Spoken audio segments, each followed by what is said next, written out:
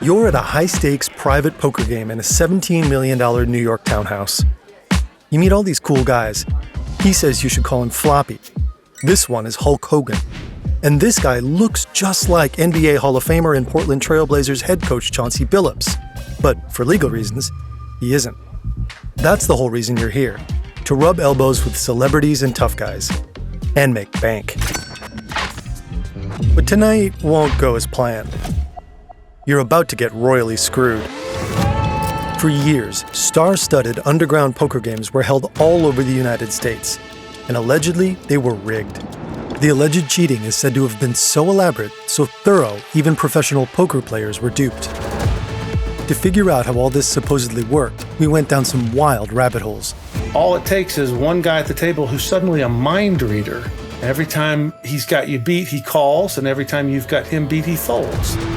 In this video, we'll cover the three main methods, each more ingenious than the last. They think they're playing poker. You know you're not. This is how a shadowy, elusive cheating ring with ties to the mob allegedly made millions rigging poker games.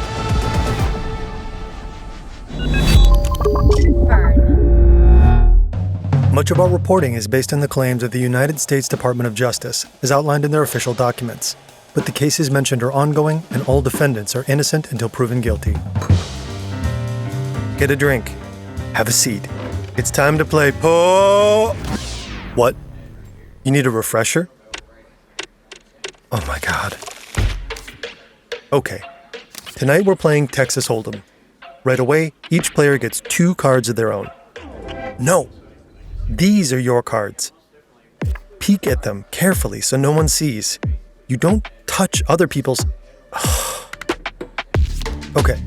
Your cards are a jack and a 10 of clubs. Promising. Then everyone bets. For now, just toss in the minimum. In this game, that's $100. The next round is the flop. The dealer burns the top card and puts 3 cards on the board face up. These are shared cards. Everyone combines them with their own to make a full 5-card hand. That king and queen could be great for you. Next is the second betting round. You can match the bet of the player before you. If you're feeling confident, you can raise it. If your hand just plain sucks, you can fold. In the next round, the dealer adds a 4th card to the board. Then there's another betting round and 1 last card added. Finally, it's showdown time, the final betting round before it's time to show your cards. Then, the player with the strongest hand wins. In order from weakest to strongest, these are the hands in poker. High card, like, I've got an ace. Meh. A pair, 2 of anything, the higher the better. 2 pair, same idea, but twice. 3 of a kind, 3 is better than 2. Straight, 5 consecutive cards. For example, a queen high straight is 8, 9, 10, jack, queen. Flush, 5 cards of the same suit. 5 diamonds, 5 hearts, etc. Full house, 3 of a kind and a pair, like 3 sevens and 2 nines. 4 of a kind, 2 of a kind doubled, 4 eights, 4 kings, etc. Straight flush, a straight and a flush, like peanut butter and chocolate. 4, 5, 6, 7, and 8, and they're all clubs. Royal flush, a flush with all of the fanciest cards. 10, jack, queen, king, ace, all of the same suit. Your jack and your 10 combine perfectly with the king, the queen, and the ace. That gives you a straight, a nice hand. But no one lets you take advantage of it. Every time you try to raise, someone folds. So the pot stays pretty low. And you win, but not much. It almost feels like they knew how good your hand was. But how? This is a marked deck. You can tell this is a 2 of spades, a 6 of hearts, an ace of clubs. The secret is these 2 parts of the card, this flower thingy and these triangles. For the 2 of spades, the flower's top petal is colored in, so is the bottom triangle. 6 of hearts, ace of clubs. This is just one example. There are as many systems for this as there are playing card designs. You could dent your cards slightly, file down the sides, scuff them up good. But anyone at the table could notice these marks. In a high-stakes game like this, cheating needs to be more subtle, almost invisible. This might call for luminous work. To see the marks on this card, you need special glasses or contacts. You buy them from specialized dealers. This is old technology. Here's an ad for luminous cards in the 1927 KC Card Company catalog. Special glasses furnished free with first order. The company claimed to have invented the term luminous for this type of cheating. But according to gambling expert Jason England, the principle of cheating with hidden markings and special glasses goes all the way back to the Old West. England says that by 1929, this kind of cheating had gone mainstream. The KC Card Company even got a little touchy about it. We originated this work. No one else has the real thing. Beware of spurious imitations. Today, the tools of the trade are sold online. Sellers claim their contacts let you see ultraviolet marks on the cards, which is very sketchy internet card cheating merch of them, since scientifically that makes no sense. A normal person can't see ultraviolet markings. A typical human eye can perceive wavelengths of 700 to 380 nanometers. The ultraviolet spectrum is below 400 nanometers. In theory, you could perceive a little sliver of UV light at the end of the visible range, but the lens of your eye filters it out. The real explanation for the glasses and contacts is a lot simpler. And it turns out you can make your own luminous cards. So what we do is we take a very, very light green ink, and then you paint it onto the back of a red playing card. The B67 is a great card to use for that. There's a line across the back of our card, which tells us it's a high card, but the faint green ink gets lost on the red card, and that's the idea.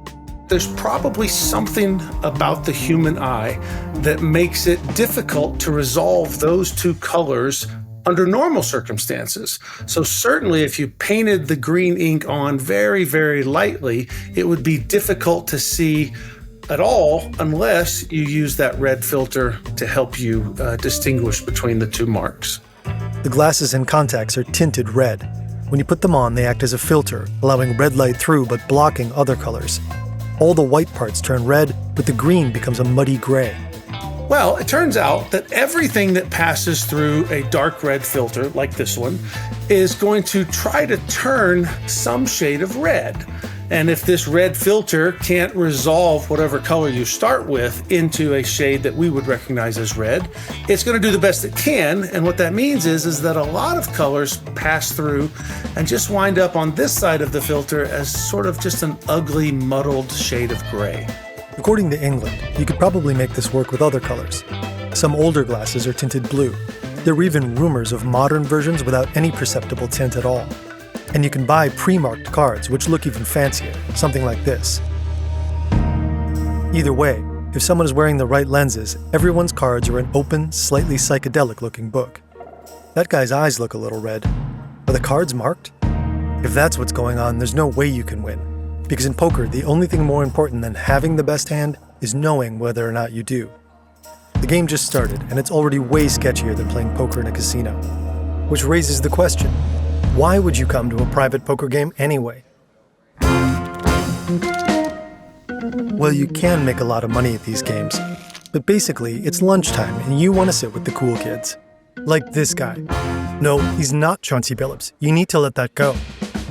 But he is a famous athlete, and he's the whale. Whales are brought into private card games to attract fish like you. People who want the thrill of rubbing up against a little bit of stardom while feeling a little bit naughty, too. And who knows, maybe this incredibly famous person will really like you, right? The thing is, everyone knows that's why you're here. They were counting on it. In fact, they saw you coming a mile away. It wasn't that hard. Cheaters actually took your money half a dozen times on the way to this game. Remember those chips you bought from the bodega? Count your change, dummy. How about the meter in the cab? Oh, and that SIM card you bought at the airport. You didn't read the fine print, did you? And you thought you were so cool buying a burner. Well, there's a rake there, too. You know, the cut the house quietly skims just for letting you play. In this case, it's roaming charges. No, I know what you're thinking, and this isn't an ad, actually. Okay, fine, it is. But really, it's more of an intervention, with ad-like properties.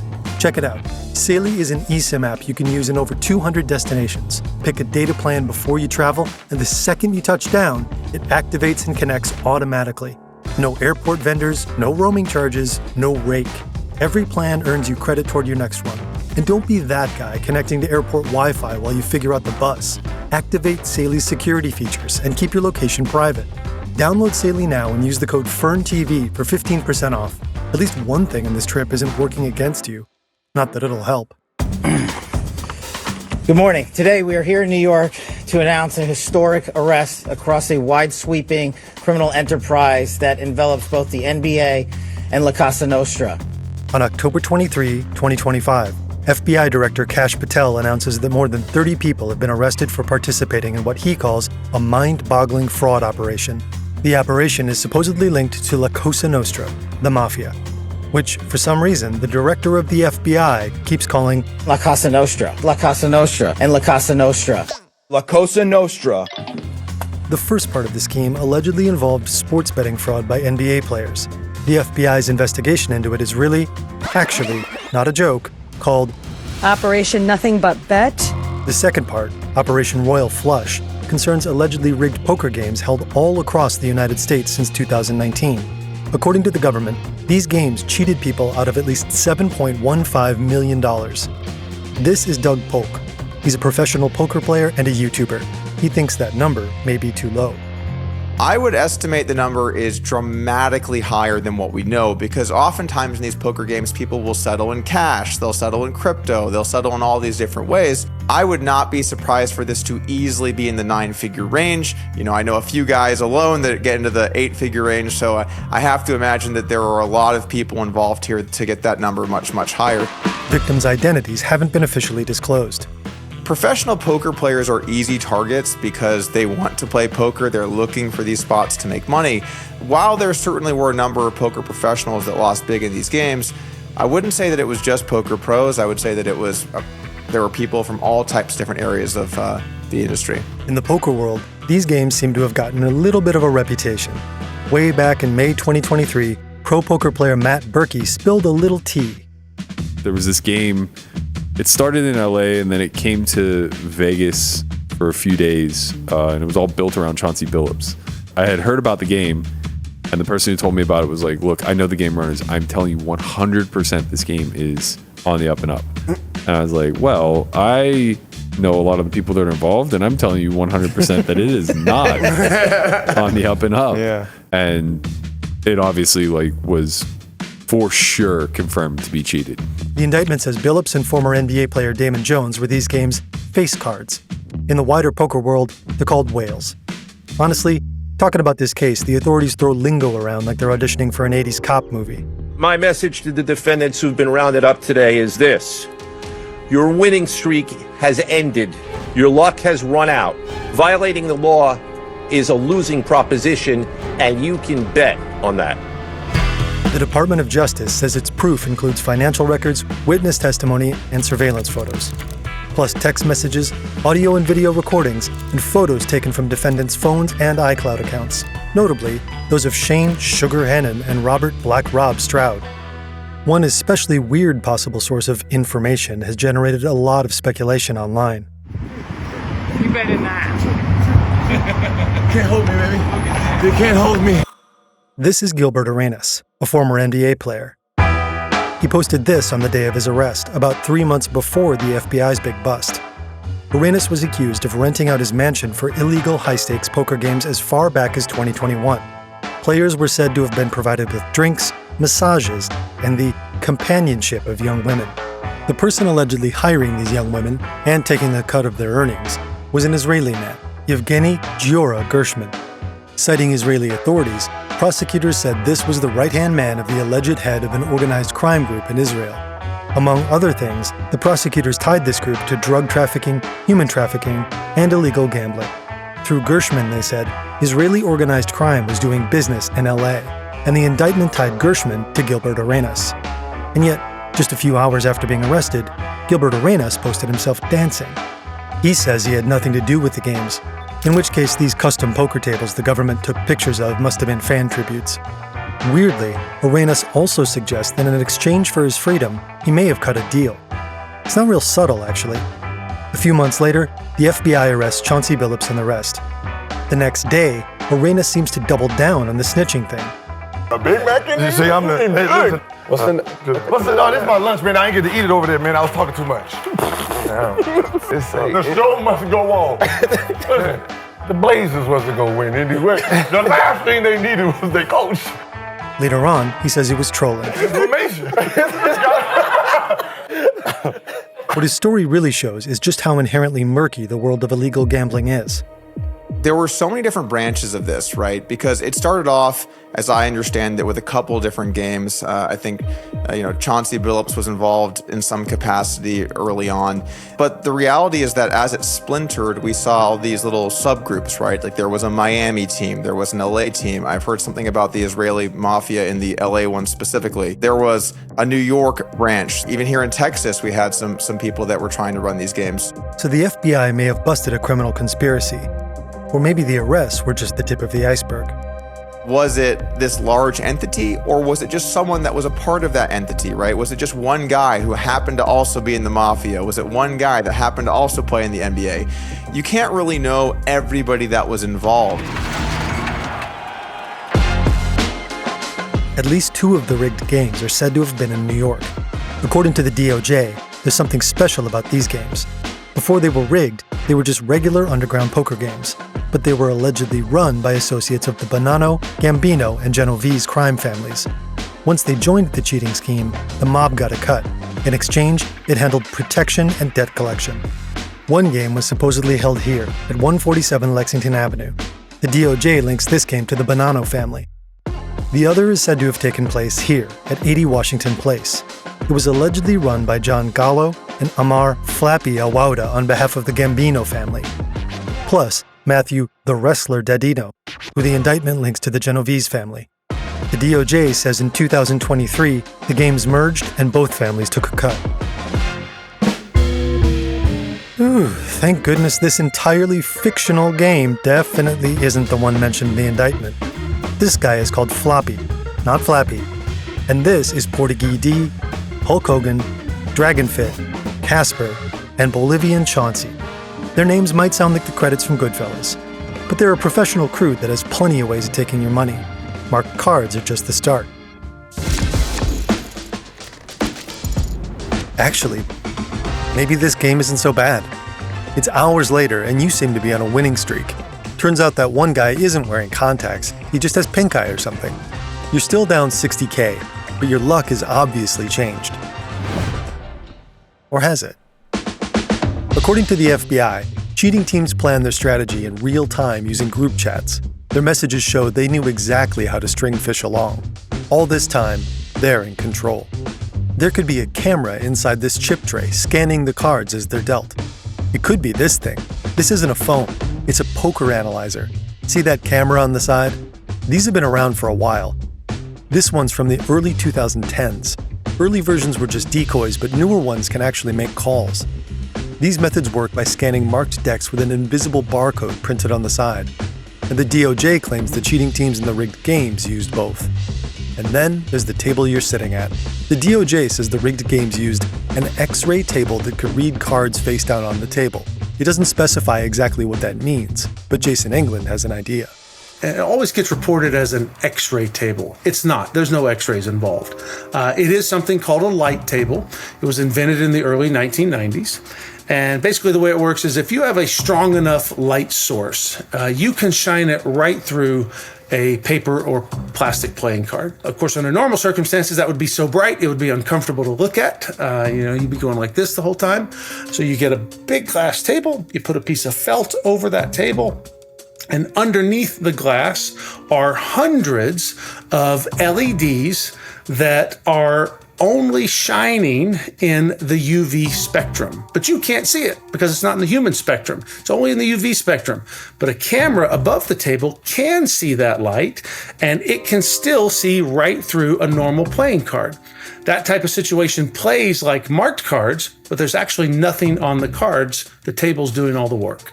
If he's right, every time you lay your cards down, the cameras are picking up exactly what you're holding.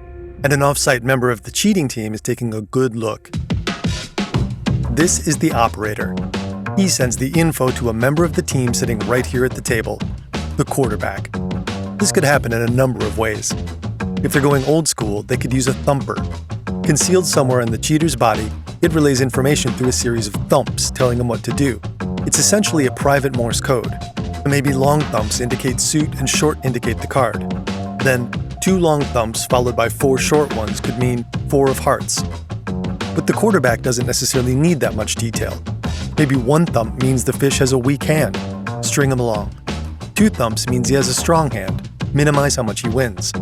Online, you can find all kinds of devices claiming to be modern updates on the thumper, but why not just keep it simple?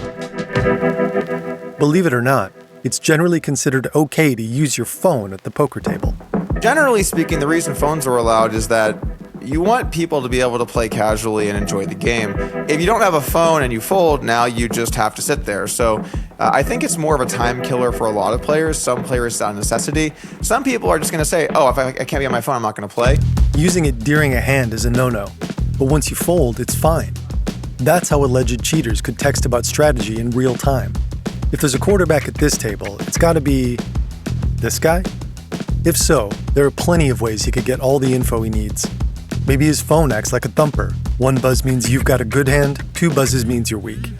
Or he's checking his messages between hands and whenever he folds. Either way, he's using the info to direct the play of everyone else at the table. There are plenty of ways to do this. Back in 2024, John South Mazzola allegedly texted this little cheat sheet to the members of his team for a rigged game in Miami. This means if Mikey Renzulli has the best hand, the quarterback will touch a $1,000 poker chip. If it's G, that's Nelson's Spanish G Alvarez, the quarterback will tap his chin. If it's the quarterback himself, he'll tap his wrist or arm.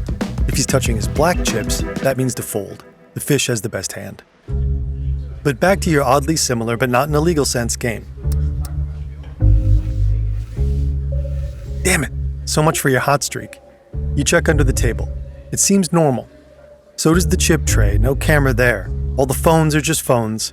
But you're sure they're screwing you over somehow. The final and maybe most elaborate cheating method starts before the cards have even been dealt. This is the Deckmate 2, a popular card shuffler a lot of casinos use. A lot of other people use it too. The Department of Justice says it found this picture of a disassembled Deckmate in Shane Sugar Hennon's iCloud account. Inside are more than 20 different shelves. To shuffle a deck, the Deckmate 2 generates random numbers and puts cards in the corresponding shelves.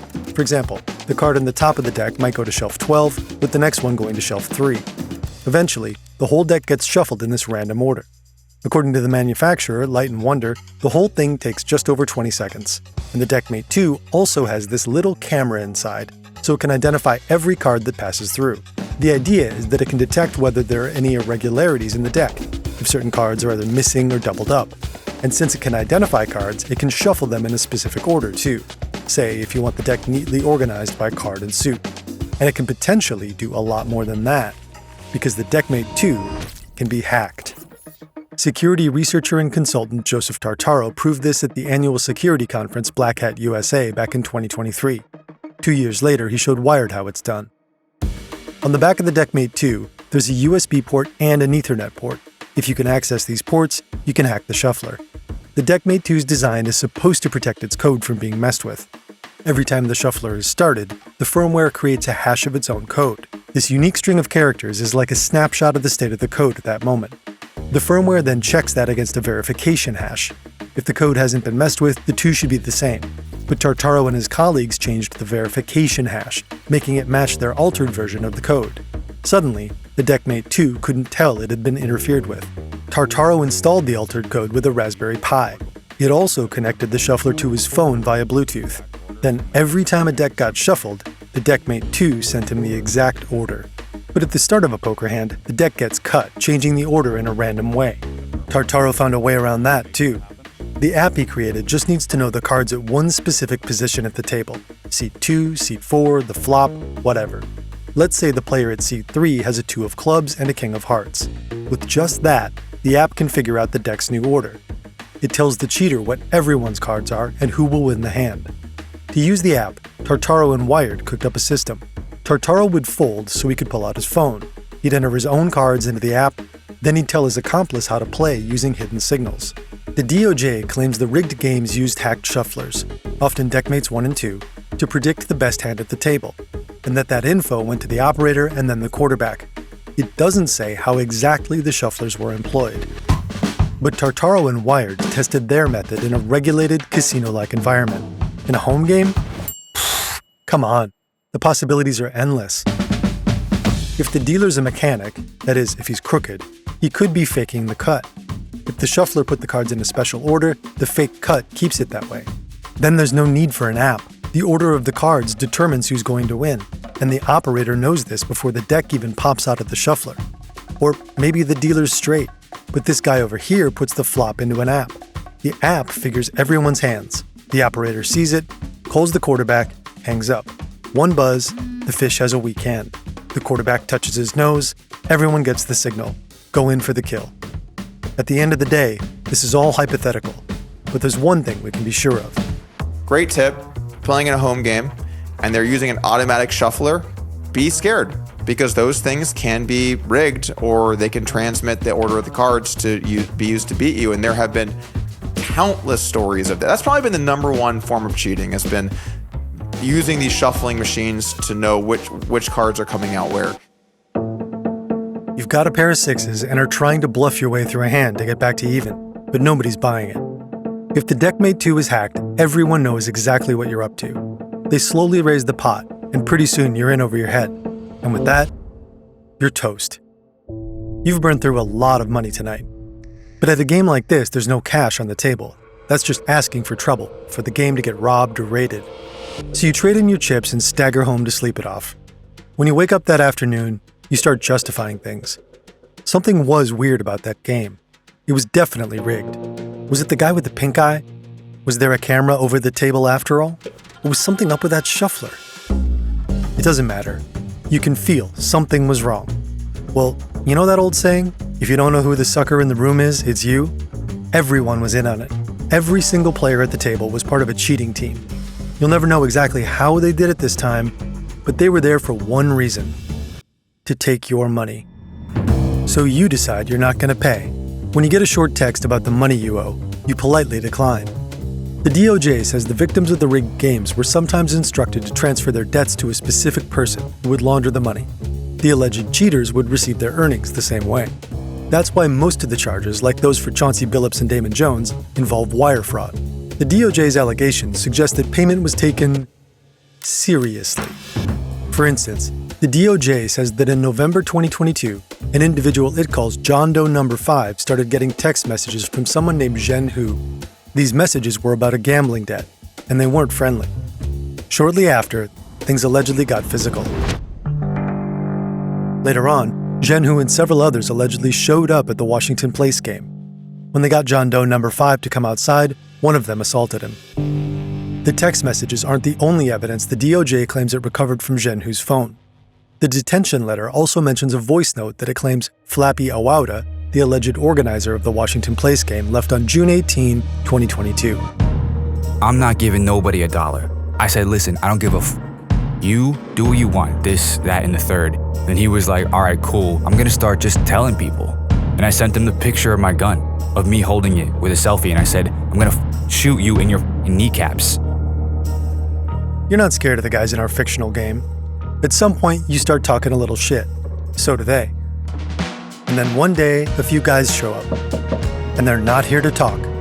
As they make their position clear to you, you vow never to try to hang out with celebrities and tough guys again. And just before you lose consciousness, you think, I should have at least used the code FERNTV at Saley.com/FERNTV.